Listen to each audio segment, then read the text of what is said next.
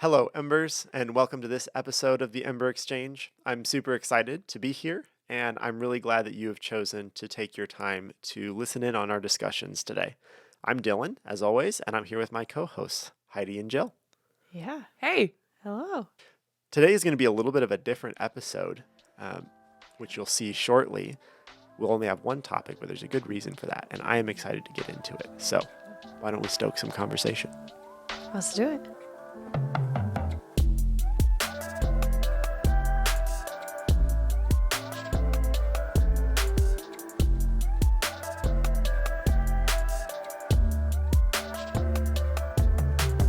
Alrighty, so for our topic today, we're going to call it, I guess, the Christian approach to alcohol, which is interesting, I suppose, if you've listened to or seen some of the prior episodes of this show. We are generally alcohol enjoyers in a certain sense, but that is not necessarily always a popular opinion or always a common take among people who are believers. Mm-hmm. And so we thought that it would be worthwhile to take this straight on, head on, right early on in the podcast and talk about it. What is the Christian approach to alcohol? And we also thought it would be interesting to have somebody on who also has some very strong opinions about this. So we're also excited to welcome the first guest of the Ember Exchange ever. Woo. Is our friend Nick. Nick, thanks so much. We're so stoked to have you here with us. Yeah. Thank you for having me. Yeah. So give us a little bit about you. Tell the people who is Nick. So I'm Nick. I work at a motorcycle dealership. I'm a sales manager there. I'm 29, and I am Heidi's boyfriend. And I've met both Jill and Dylan through Heidi. So we're very excited to have him on. He has some interesting perspectives, so I'm excited to see what he has to add. So maybe just to start off, can you give us a little bit of your background? Why is this topic important to you?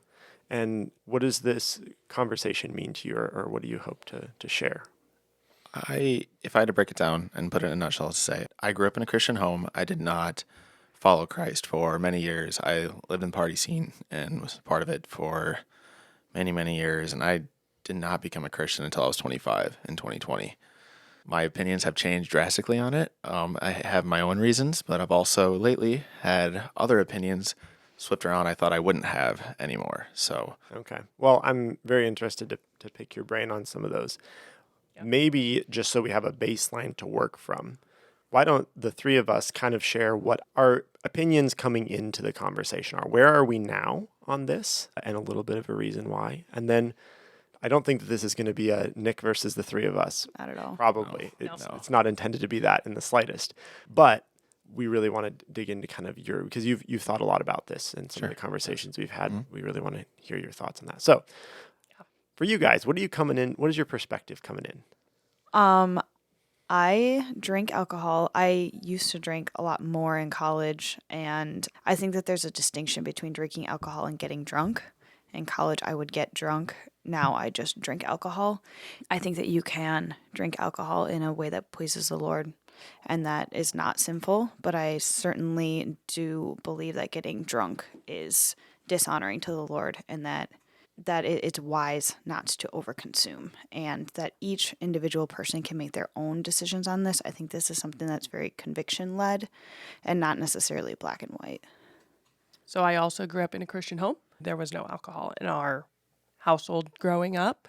My parents had their personal reasons and convictions for why or why not.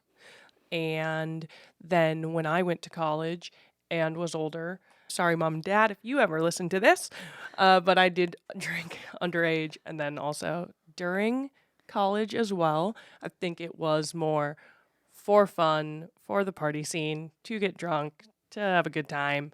And as I got older, I now would say I'm okay with enjoying alcohol for the right reasons. There can be okay reasons to do so. And also, if you're convicted that it's not something you want in your life, you can also choose that. So I don't have an issue with someone that's going to say one way or the other. But for myself, and I guess in our own household, we do enjoy alcohol. I think if you've listened to prior episodes, my position on alcohol is pretty clear because I brought whiskey both times, and it's been the interlude topic. So that's where I am now. I grew up in a home where alcohol was very much considered wrong. And I think a lot of that has to do with some of my parents' experiences with that. And so for them, nothing good could come from partaking in alcohol. And beyond that, it wasn't necessary. If you needed alcohol to have a good time, then you were probably not a very interesting person. So that's kind of where the perspective came from. I also was very much a rule follower as a kid. And so I did not have any alcohol until I was 21. But when I did turn 21, I was excited to try this thing. And also, so the college I went to was a dry campus. So you weren't allowed to have it on campus, which meant that Dylan didn't have it on campus. That didn't mean that nobody had it on campus because obviously. So very much a rule follower in that sense. My initial impression was that I did not enjoy it at all, but this ties into something that I think a lot about, which is acquiring tastes and enjoying experiences. It started off with beer and has recently expanded into whiskey that I just am really interested in more as a recreational and tasting sort of thing. So that's kind of where and why I enjoy alcohol. But more from the philosophical standpoint, I think I tend to be more in line with what you guys were saying. The idea that everyone needs to make a decision for themselves. It can be consumed responsibly and it can be consumed irresponsibly. It's up to personal responsibility to enjoy it well.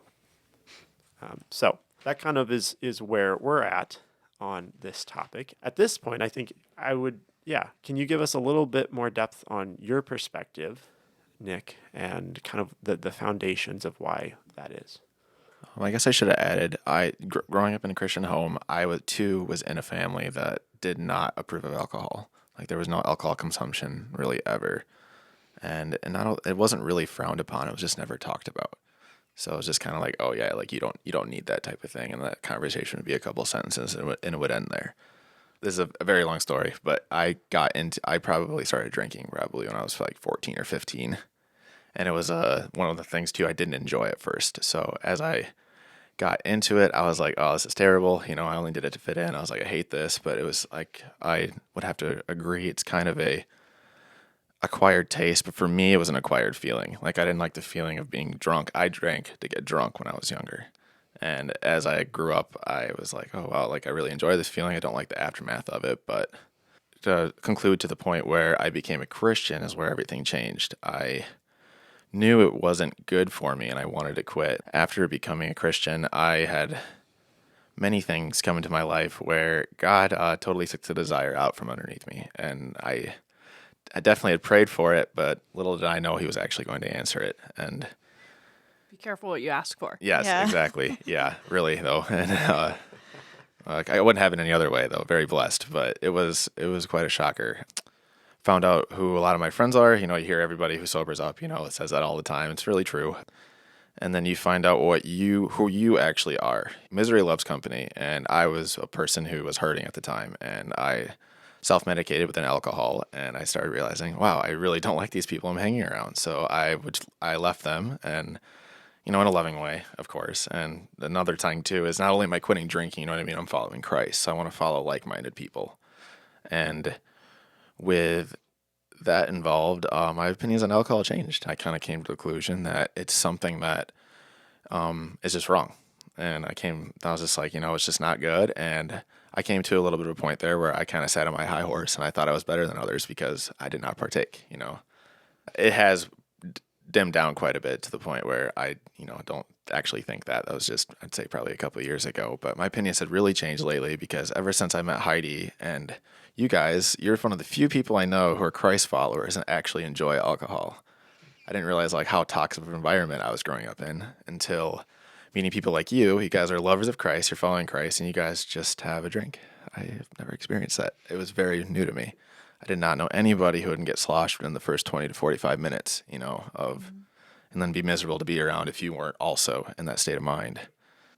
Thank you for sharing. Yeah. It's, I think, always interesting to think back on our thought processes as they've developed over time and look at who we are now And first of all, be very grateful that we are not who we were, right? That's one of the greatest blessings of following Christ, is that he has a transformative effect. Yep. But also realizing that, we're always in a space to learn more. And I'm always looking to learn more, which is why I'm really excited to have this conversation with you. So Nick is my boyfriend and we've been dating for a while now. And one of the first things that I noticed was that he doesn't drink.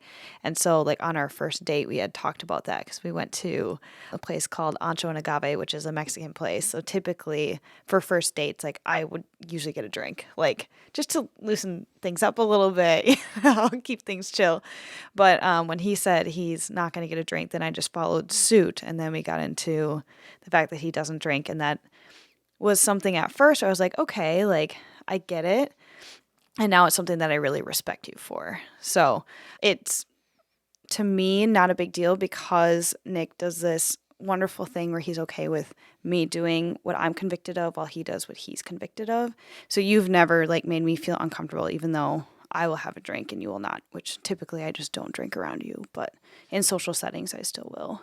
Now to flip that around, what's that experience like for you? Because you've been, shocker, this isn't the first time that we've hung out with Nick, and I've definitely had a glass of whiskey around Nick before. Mm-hmm. What is that experience like for you? Is that offensive? Is that, I don't know, challenging? What does that feel? And be honest, like if you want to be like, yes, I hate it, and you're a terrible person for doing that, you're more than welcome to tell me that. No, that's not the case. It's really actually not a big deal at all. Okay. Like, honestly, I'm trying to actually honestly answer that, and it's not a big deal. I will say, though, when I first started hanging out with Heidi and she was drinking, I was just ready for the whole,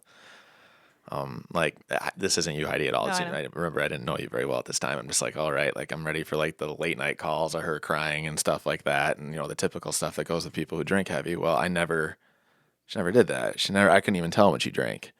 And that's something that I was like, oh, like you can have it like drink responsibly. I was like, I'd always laugh at that. I don't know, like I didn't think it was a real thing, but I don't know.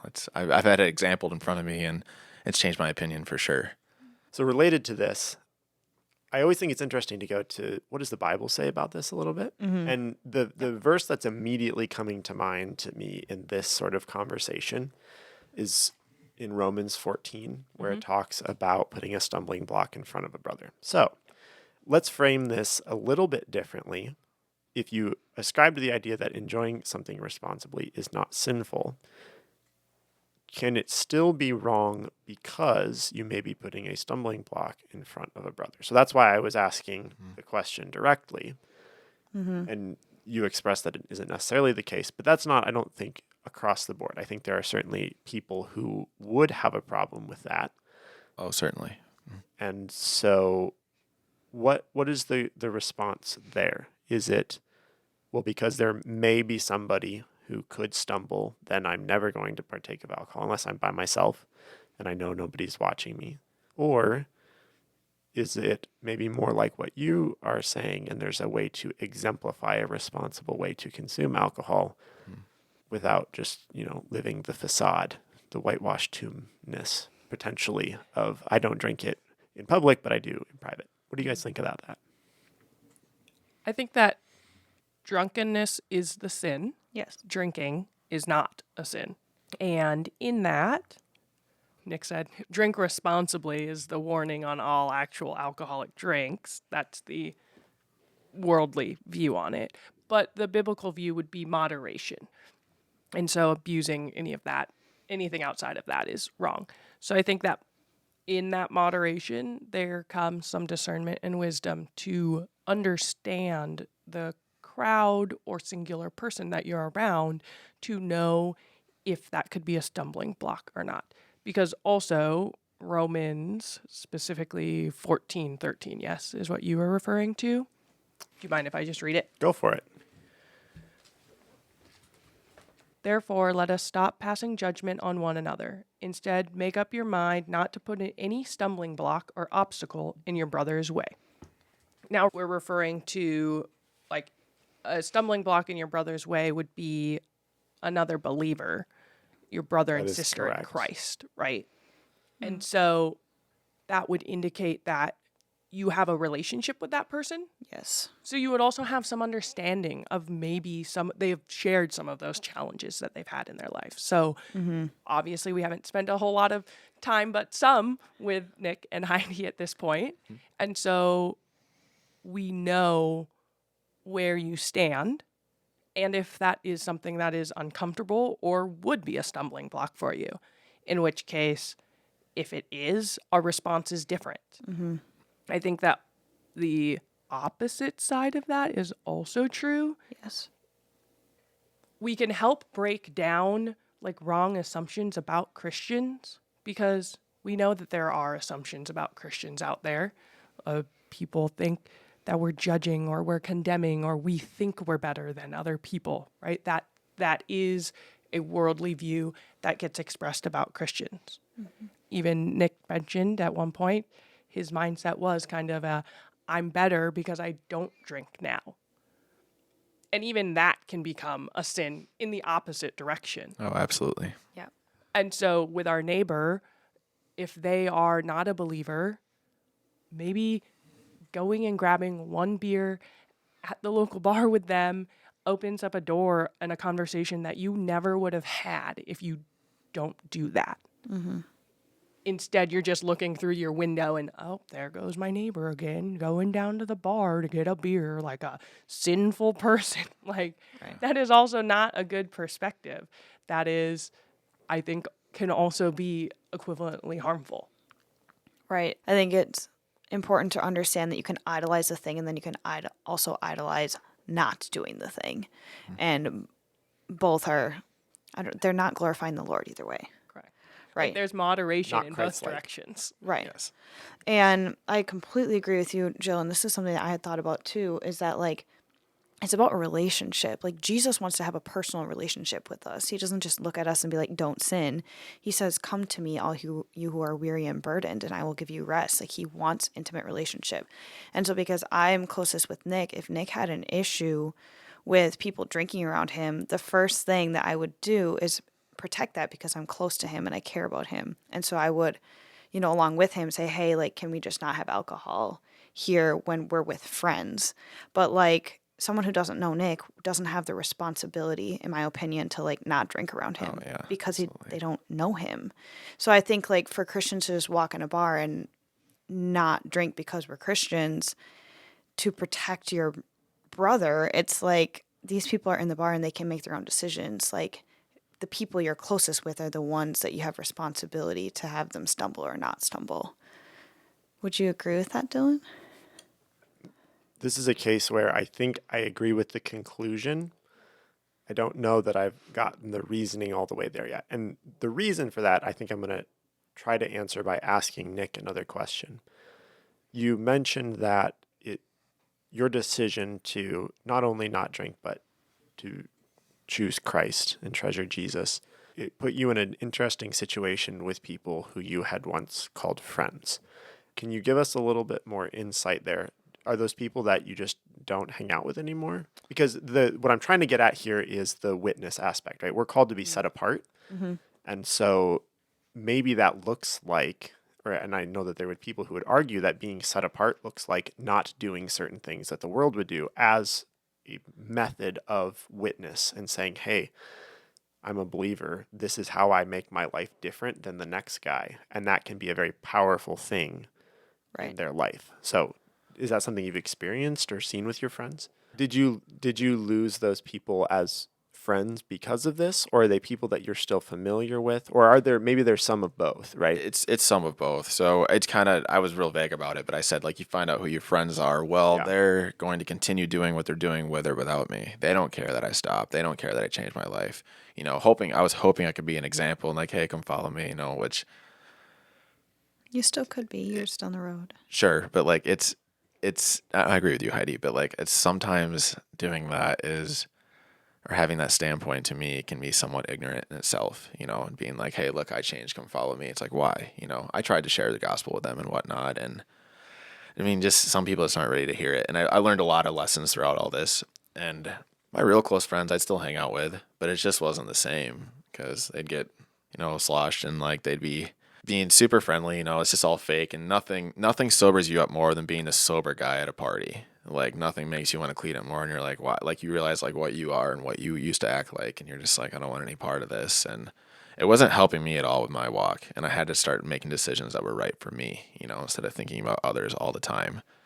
And I shared, and they just kind of, to this point, I'm friends with them. They just, as soon as I start talking about stuff they don't want to hear, I'll change the subject real quick and just either back out or leave. Or a lot of my friends are motorcycle riders like me, and they would come into my workplace, and I'd see them all the time that way, which was great. But they pretty much talk business, and after that, all right, then they go on their own way, which it hurt a little bit. But like I knew what I was signing up for. When I dedicated my life to Christ, I knew what came with it, and I was very well aware of it. And yeah, I just saw some of my friends falling down the really bad path, and I just didn't want to follow. And I'm sure a lot of people can relate to this that are listening, but a lot of people aren't given examples. They're given examples of what not to do.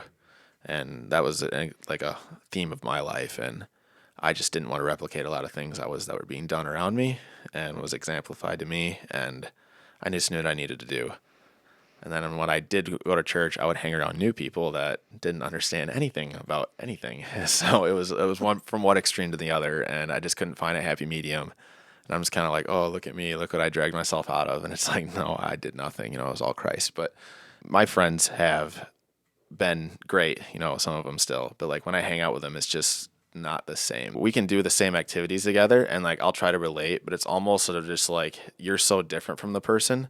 I was hoping that they'd want to like be like, hey, why would you change? Because if I had, my mindset would be like, if they changed as much as I did, I would want to know what's up. I would want to know what's going on, and they just really didn't care to know. So I feel like that could be really discouraging, because one of the things absolutely. I've been taught, is that, if you live your life differently, everyone around you is going to want to know why, and you're going to be this shining example. And it sounds like that wasn't your experience, and that's got to just be hard, especially since these were your friends. Yeah. And they were like, nah, bro. Yeah. See you later. Like that, man.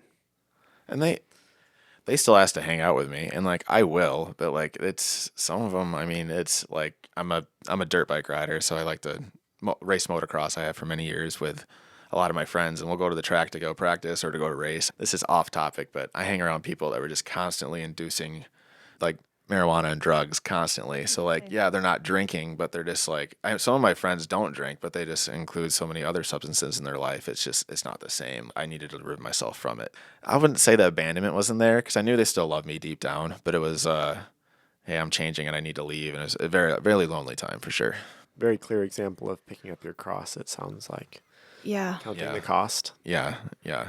But it's interesting that you say some of your friends might not drink, but they have other ways of coping that aren't Christ. And so we certainly could expand this conversation into marijuana and drugs and other things that help you escape reality, which is really what getting drunk does, is it helps you escape reality. And so, I mean, I personally don't really enjoy the feeling of being drunk, but I can understand how like wanting to go out and black out just gives you this like reprieve from reality for a moment. And I think that's the reason a lot of people enjoy that experience, is because they don't have to deal with something real and true that actually needs to be dealt with. It's a very good mask. Alcohol can be the best mask out there if you're trying to avoid something in your life or run away from something. Really, very few things work better.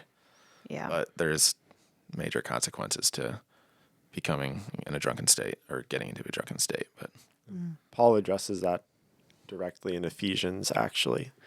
5:18. 5:18. Do you want to read that for us, sweetie? I can. And actually read all the way through 20. 18 through 20. Yeah. Do not get drunk on wine, which leads to debauchery. Instead, be filled with the Spirit. Speak to one another with psalms, hymns, and spiritual songs. Sing and make music in your heart to the Lord, always giving thanks to God the Father for everything in the name of our Lord Jesus Christ. Right. So we can be filled with spirits like liquor or the Holy Spirit. And so that would be a valid argument to me to not drink as a Christian. Yeah. There are many places, I think, that biblically it does say that we should not be abusing alcohol. I think there are also many interesting locations, and actually specifically in the Old Testament, it comes up quite frequently that wine and the Hebrew word, I believe, is sakar, which means strong drink, which is indicative of alcoholic drinks in that day and age as a celebration or even a blessing. And it was actually interesting when I was just trying to find some of the biblical backing on some of this is in Deuteronomy. It's actually referred to Deuteronomy, taking it way back. Love the way back. OT. There is a lot in Deuteronomy actually, but I will pick this one out specifically as we're talking about it. It's chapter 28, verse 39 and 51. They're actually talking about the absence of wine, and that's a curse. You will plant vineyards and cultivate them, but you will not drink the wine or gather the grapes because worms will eat them. And so they get to grow their wine, but they don't get to drink it. And that's actually a bad thing because being able to drink your wine is a blessing from the Lord. And then verse 51, they will devour the young of our livestock and the crops of your land until you are destroyed. They will leave you with no grain, new wine or oil, nor any calves of your herds or lambs of your flocks until you are ruined. So it's just interesting because in some of the earlier verses of Deuteronomy, I can put the references in here. It's Deuteronomy 7:13, 11:14, and chapter 14, verse 26. Those are all verses where essentially the Bible is talking about wine as a blessing and encouraging it as a way to celebrate and actually glorify the Lord. And the Lord is saying, I want you to celebrate me and I want you to have a drink and be joyful in that, not to the point of drunkenness. Right. And then rolling all the way through to chapter 28, saying, if you put in all this work to grow the grapes, to have wine, and then you lose all of it because it's bad to worms, you are being cursed. So it is, in a sense, a gift from the Lord. But obviously, in our culture, I don't think we see it as that. And when we don't see it as that, then that is when it becomes abused or the moderation gets lost and we are now in the category of drunkenness. I think also to remember that wine back then was different than wine today. So Interesting you should raise that point. Yeah. Because I have a counterpoint to that, but As continue. do I. do you really? Yeah. It might be the same. Okay. Go on, ahead. both of you. You go ahead with your point. Nick, do you want to give a counterpoint? Do you have a counterpoint to that or no? After both of you guys go.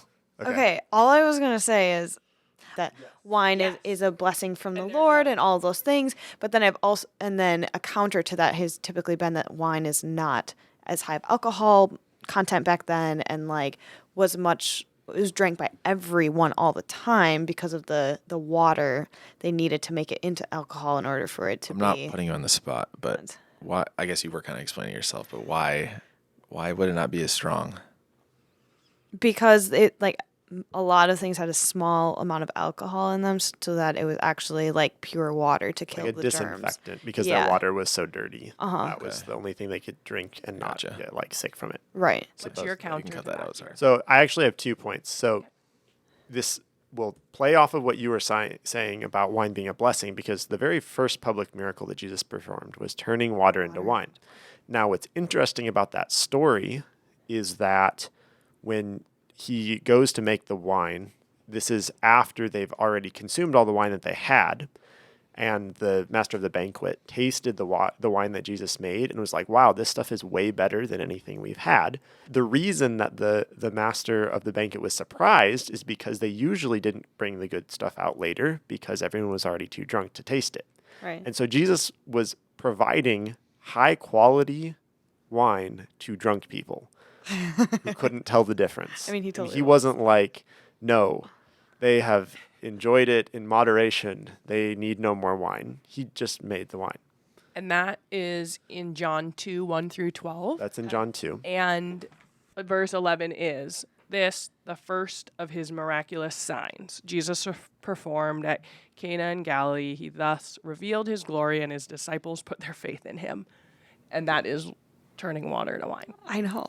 It's great. It's pretty cool. All I'm saying is that wine is a beautiful blessing from the Lord, but I don't know that that's necessarily an argument for consumption being okay. Sure. Just So- because I have of the another point. difference between the two. Yes, I have Okay. another one. Okay. So this is actually in Matthew chapter 11. I also have that one This written down. is about Jesus speaking about John the Baptist, and he's saying a number of things about contrasting himself with John. And at the end of that, he gives this section. So this is verses 18 and 19. It says, "For John came neither eating nor drinking, and they say he has a demon. The Son of Man came eating and drinking, and they say, here is a glutton and a drunkard, a friend of tax collectors and sinners. But wisdom is proved right by her deeds." What is interesting is that they are saying that Jesus was a drunkard, which means that he was consuming alcohol at probably to the point of being tipsy. Because why on earth would they call him a drunkard if he wasn't drinking it until he was feeling it? You don't usually No, but when you spread lies, right? A lot of times gossip or lies have partial truth. At least partial truth, right? yeah, but they said a lot of things about Jesus that were not true. Like, they crucified him for things that are not true. So I But don't know that's but- argument but- for him actually being drunk. I No, understand. No, no, not not being drunk. drunk. Right, But but he he drank- definitely did consume wine. But We he know drank that. wine. Yeah. And he was also what we would consider perfect and sinless. So he So right drinking alcohol, cannot be inherently sinful. correct. Correct. I do agree, but I just have different takes on it.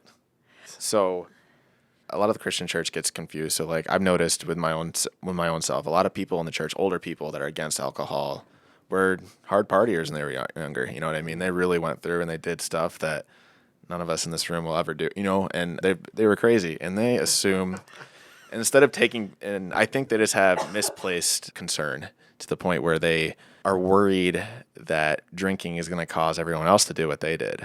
I think a lot in the church, people forget that their experiences aren't necessarily going to be everyone else's, and they really get tied up. They protect their kids to the point where I was so sheltered from it, not educated on it at all, that when I broke loose like extremely hard.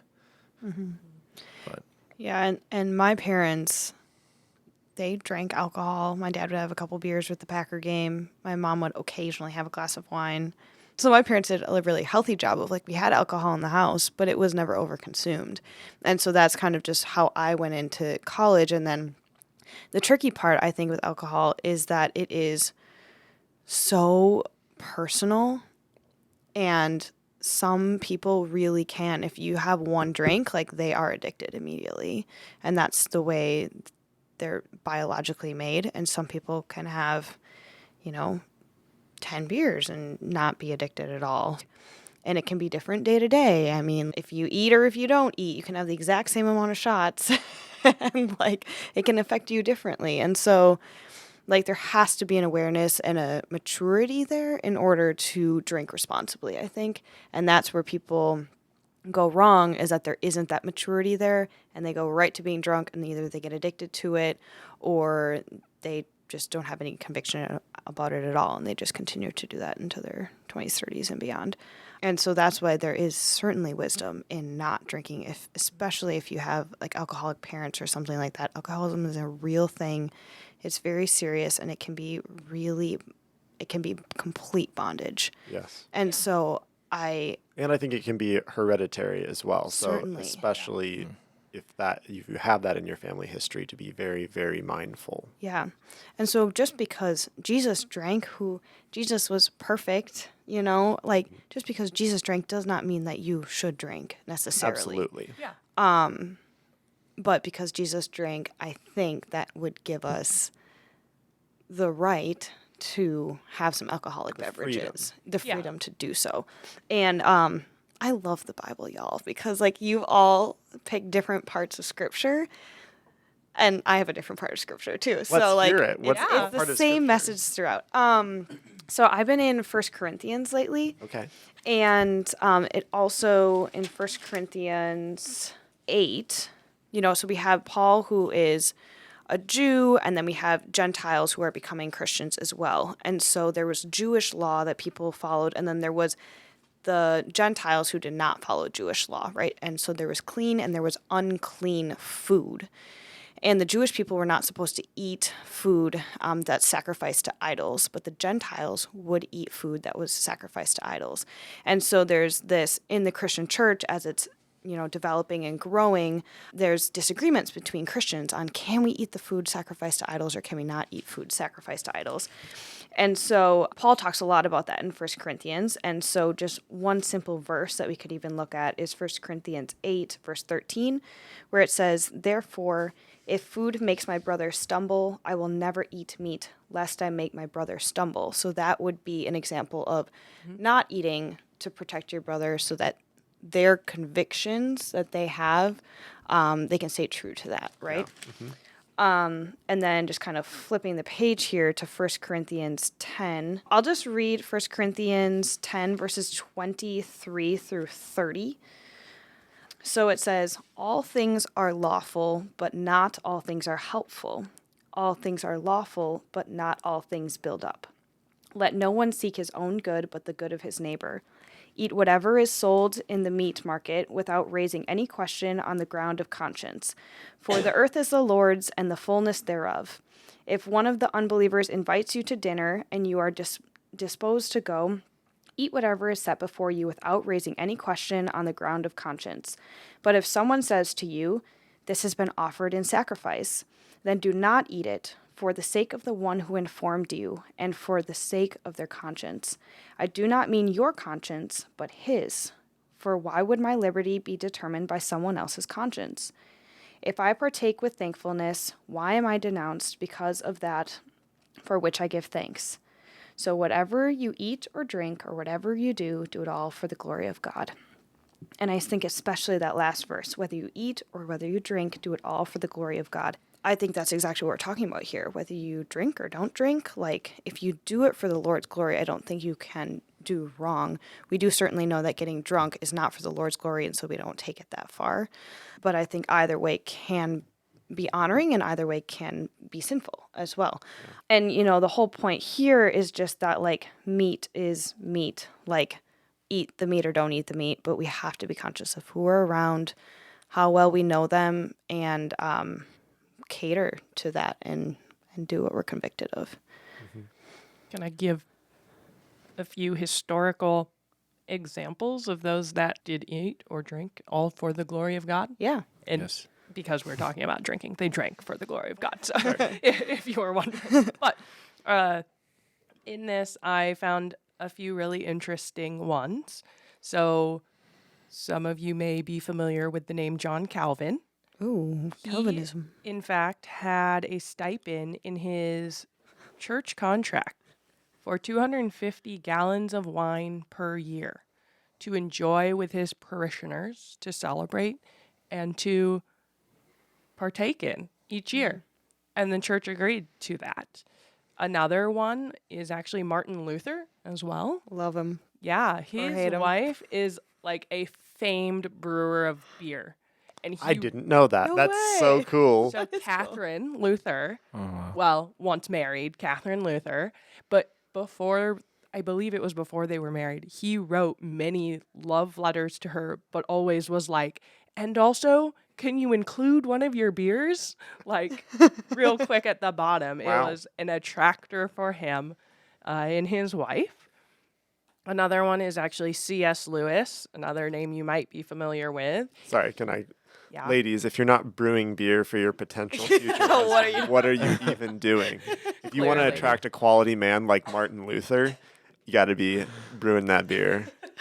Unless you're dating Nick, then not drinking. Probably ideal. Sorry. C.S. Lewis also consumed ale with J.R.R. Tolkien at the pub, and they would sit down and discuss theology. It was a very common thing that they would get together and do. And then two fun ones also. Sam Adams, you may recognize the name for a few reasons. As Embers, we know that he is, right, one of our founders. Founding fathers of our country, not of the podcast. Yeah, not of our podcast. I wish. That'd be cool. But also, you may recognize the name from Sam Adams, the brewery, and the malt beer. He was actually the governor of Massachusetts, but also very outspoken of his faith. And that plays out both in why he brewed, I guess, and then also kind of leads into also the creation of Guinness, another drink that you may recognize, the famous Irish stout. But Arthur Guinness, the original gentleman who was a brewer, was a Christian, but came to faith more through the time of John and Charles Wesley when he came to preach in Ireland. He brewed for a few reasons because, as Heidi was mentioning, yes, water was not always the best. And that extends even to, right, the days of when Arthur Guinness was brewing. But their alternative was often actually higher content alcoholic drinks, so things like gin. And so he wanted to create an alternative to gin for people to not have to get drunk, but also still avoid water.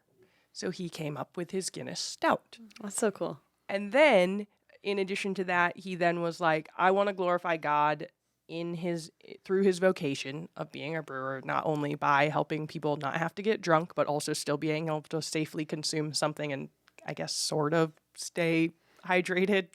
I guess we can scientifically kind of disprove that now, but it's better than poisonous water, I guess.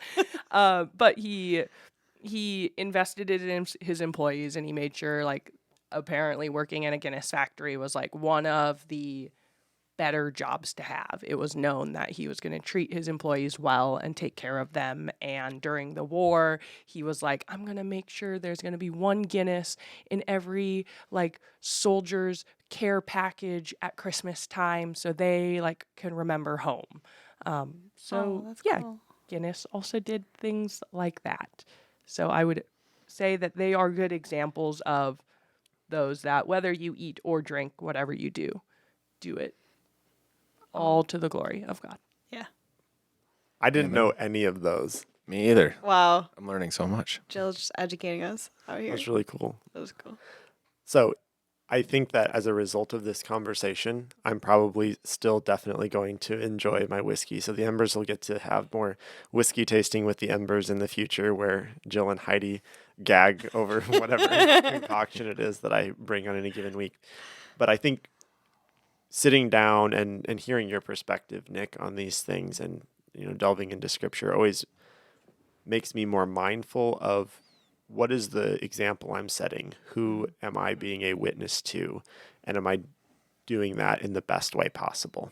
And so keeping that at the forefront of my mind and not just saying, well, I don't have a problem with it, so I'm free to do whatever I want. It's not always about me. Yeah, and I think that's the beauty of being a Christian is that like our thoughts and emotions and even convictions can grow and evolve just like yours have, Nick. And like I've certainly gone to bars and not drank.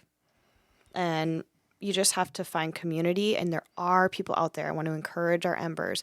There are people out there like you who are able to go to a bar and not drink and still have a great time, or maybe have one beer and have a great time. So I would encourage you just to find community. And you know what? Like in college, I would go out on a Thursday night. My friends would be getting drunk. I wouldn't. And would I get crap for it sometimes? Like, sure.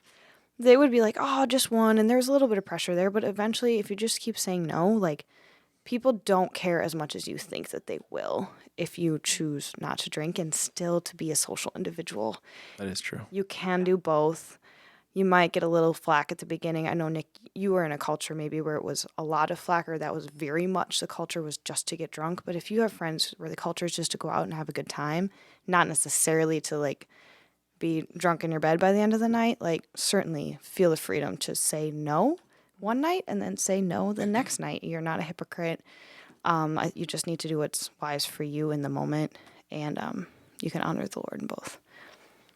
I think that it's like everything else. The Lord has given us free will. Mm-hmm. And because we can point biblically to reasons why consuming alcohol in and of itself is not a sin, that choosing to drink alcohol does still come with a responsibility. And that responsibility is to still guard against alcoholism and potentially help our brothers and sisters in Christ when needed, and having the wisdom and discernment to do so, and then maintaining our own self-control. So, Nick, did you have like any kind of closing thoughts on this? So I guess if I had to wrap it up into like what I really believe, I don't drink out of a personal conviction, and I'm convicted not to do so. I don't feel like I'm going to draw my friends and people I really want to reach with Christ by drinking myself.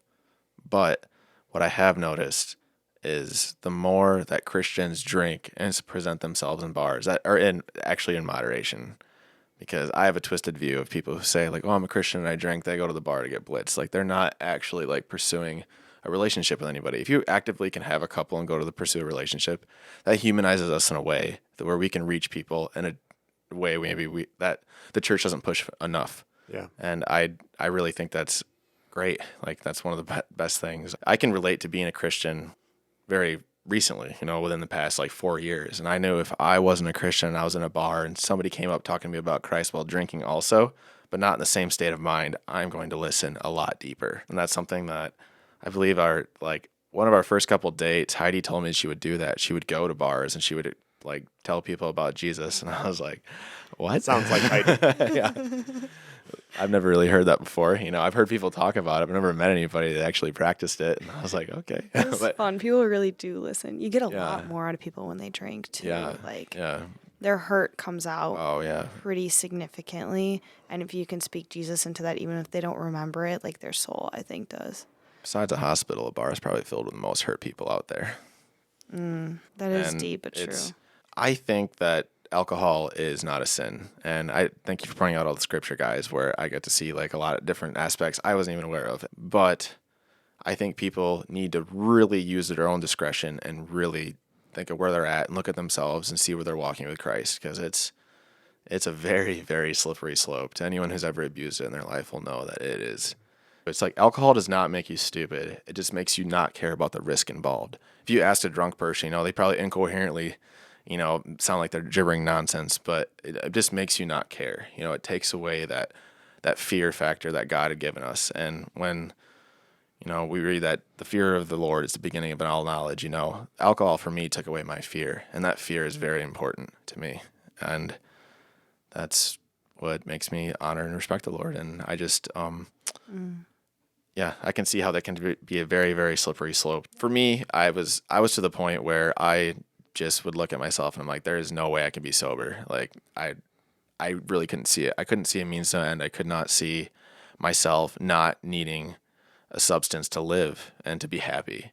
And it was very depressing. And that's a whole story within itself. But now that God's removed that desire from my life, now waking up in the morning and feeling great, sleeping like a baby, I mean, that's a real gift. I do believe God puts us through things, to make us enjoy the things that he has given us just so much more. Yeah. Well said. Well, and I count myself, and I know you guys do, very blessed to have met you. And I'm so stoked that we got to have this conversation. Me too. Because, yeah, it's really easy. This is a lot of the issues that we talk about. There's at least one of us who disagrees, but this was one where we all kind of had the same opinion. And so to get an outside perspective just elevates the conversation. So thank you so much for your time and your wisdom. And we'll have to have you back on the show again sometime to talk about some other thing. I'd love to be back on. All right. Thank you, Dylan. Thank you, guys.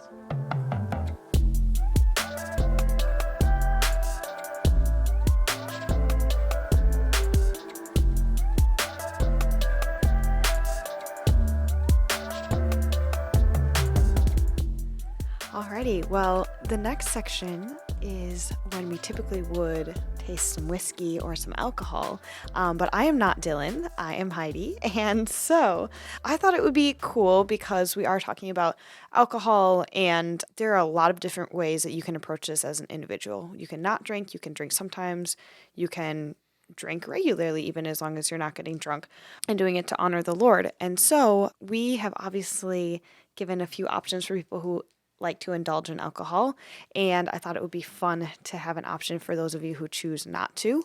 Certainly, there can be some times where people have a past, and even the taste of alcohol or something that tastes like alcohol can be triggering, and so alcohol replacements are not necessarily always the greatest idea. Some people, it might be best to just completely stay away. But for anyone who is just looking for an alternative, either for health reasons or for personal convictions, but still wants to be a part of the party, there are options out there. And so what I have found was this Jalisco.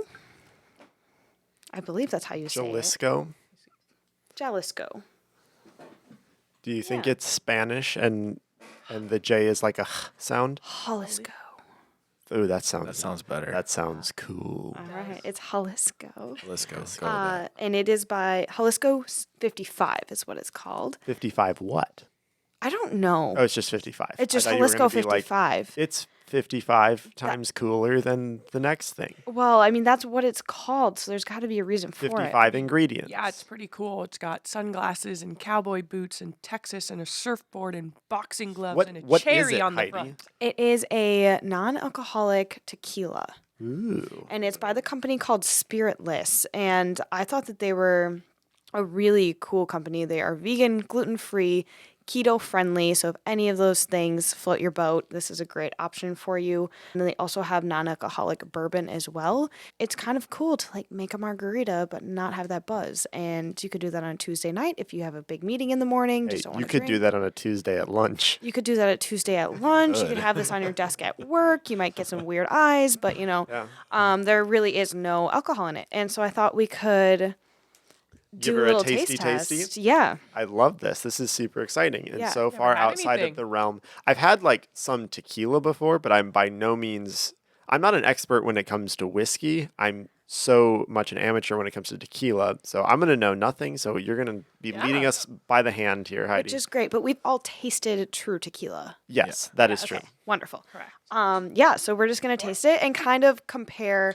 We don't have real tequila here since we are doing a non-alcoholic evening Yep. together, and we're going to have just as much fun doing it non-alcoholic as we would with a drink. But if you're curious and you like to drink, you could always buy this and buy the real thing and, do a true comparison. There you go. But Jill is going to pour this out into our newly acquired Glencairn glasses, which I got for tasting whiskey. So their inaugural appearance on the Ember Exchange is not whiskey, but that's okay. I'm excited. yeah. So actually, this is interesting because Nick and I were recently on a date, and there was some non-alcoholic options on the menu, which I always love that because, like I said, I don't usually drink when I'm out with Nick, or really in general. On like weeknights, I don't, and so when we're out to dinner, it's kind of nice to get an NA option, and I enjoy that even though I drink. And so Nick got a non-alcoholic option, and Yeah. I'm curious your thoughts because you had some interesting perspective after. It was weird. I forgot what it was called, but I saw there was non-alcoholic tequila, and I told Heidi, I'm like, I did not know such a thing existed, and I was like, I have to try it, and I tried it, and it tastes so much like the real thing. I kept telling her, I'm like, my body, I should be feeling something off of this, and I'm not. It was just my mind. It was very strange. It was a very weird feeling, to the point where I drank about half of it, and I just gave it to Heidi. I'm like, here you go. I'll have it some other time.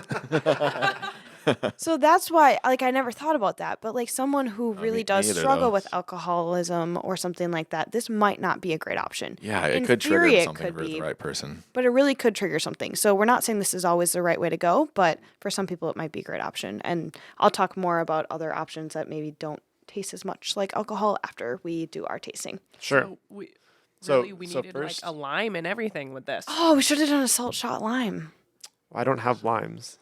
Oh, So, shoot. I should have We're got just going to be tasting it. Yeah, we're just going to taste. We're going to sip it. A lot of times with tequila, you do lick the salt, take the shot, and then suck on a lime. But But Cheers. Cheers, everybody. So they do admit on their website that there isn't necessarily that bite as much because they're Oh. there's no alcohol in it, and that's what does the biting. Okay, I want to add something too. This stuff doesn't taste bad, but the stuff we had at the restaurant was way stronger than this stuff. I often wonder if they actually gave me tequila. But that's why I had Heidi drink it, and she's like, "Oh, what was your take on it?" I don't know. I thought it was fine. Okay, yeah. It I didn't- kind of, my brain is like, you're drinking really flat Sprite. That's exactly. Oh my gosh, you took the words out of my mouth. Yeah, like and I want a lime, I want a lime slice after it to follow things up to be like, here's your flavor. It's just really flat Sprite, I think. I don't know. This I can tell is a phony. That stuff we had, that stuff we had at I forgot that place, but yeah, that was like I don't know. I felt so real. I was like, how is this not? They like, might have kicking? given you the real thing. I'm not gonna lie. Yeah, I I don't think- know for sure. I don't know. So This is not bad. Also, it's not No, in a I like margarita. this. Like if it was in a margarita, I feel like it wouldn't bother me as much.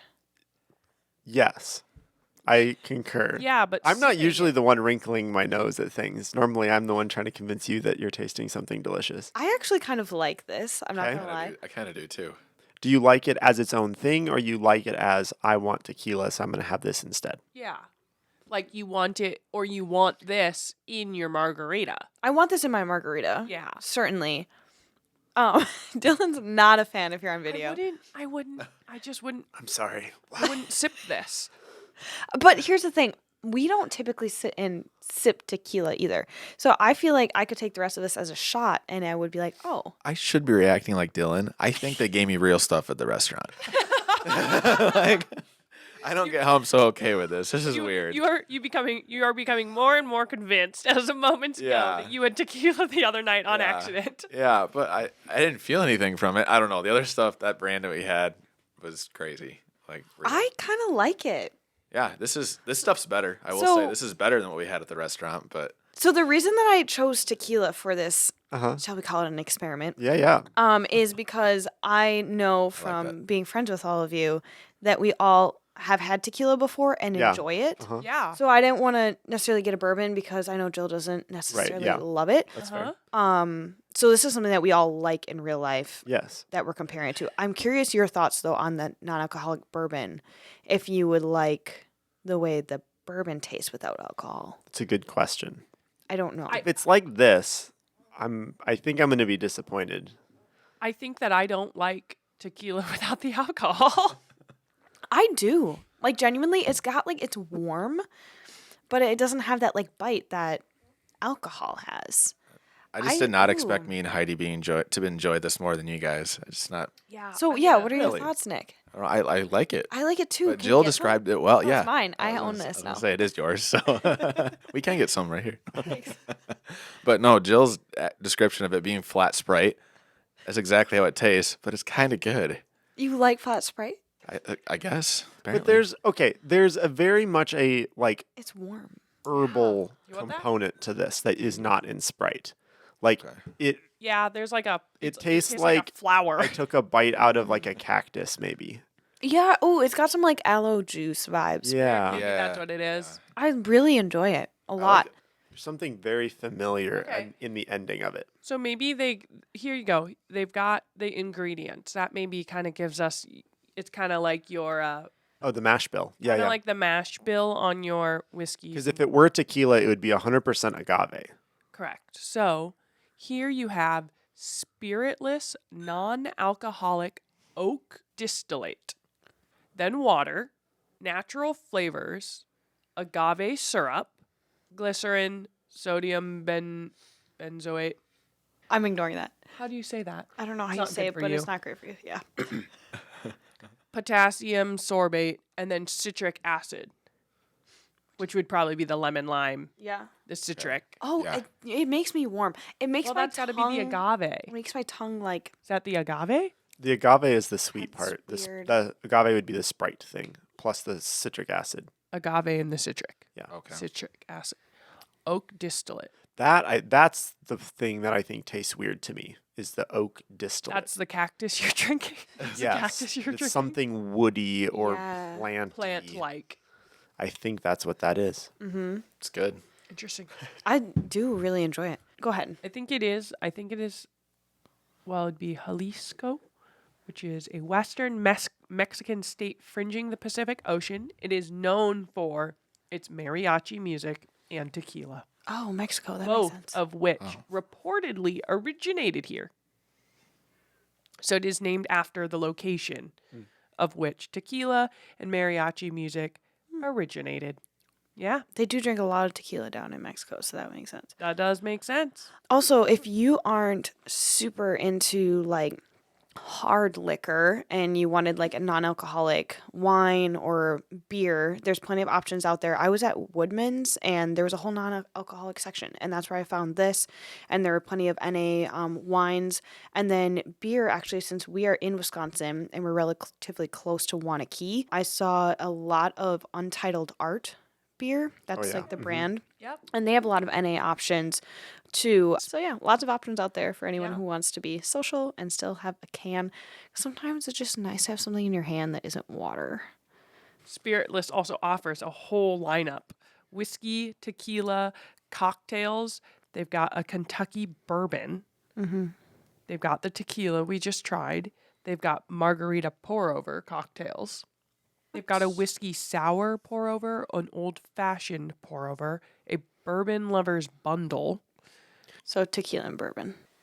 But yeah, that's our hot takes. Yeah. Thank you, Heidi, so much for bringing this. This was an interesting experience, and I enjoyed the experience, even if I would not enjoy drinking it again. But How the tables have turned.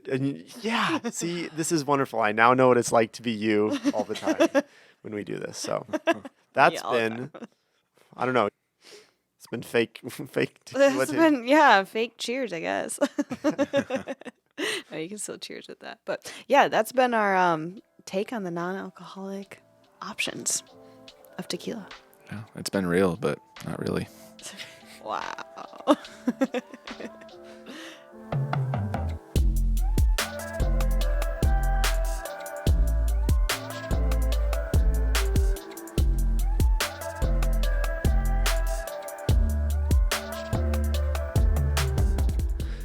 Well, thank you, Embers, so much for joining us for our conversation. I really enjoyed having our first ever guest Yeah, on the podcast. I imagine that we'll have more in the future. for sure. And we're still figuring this out. You probably noticed even a bit of a visual change in the set. So we've improved the lighting a little bit, hopefully. We're new to this. We don't really know what we're doing, but we're learning, and we're glad that you're here for it. So thank you so much for your time. Yeah. Honestly, leave us your review. We would love to have a review. Of course, we would love to have a 5-star review from all of you, but we are truth forward. So tell us the truth. Give us your honest review. Tell us what you like, what you didn't like, maybe what you want to hear more of. And yeah, we'd love to talk to you guys. Yeah. If you're here, you're like our OG Embers. So thank you for being here, and certainly like, subscribe, comment on YouTube. And if you're on Spotify, go ahead and follow. It really does help get the truth out, and we would just love to have more embers in our crew. So with that, burn bright embers, and we'll talk to you soon.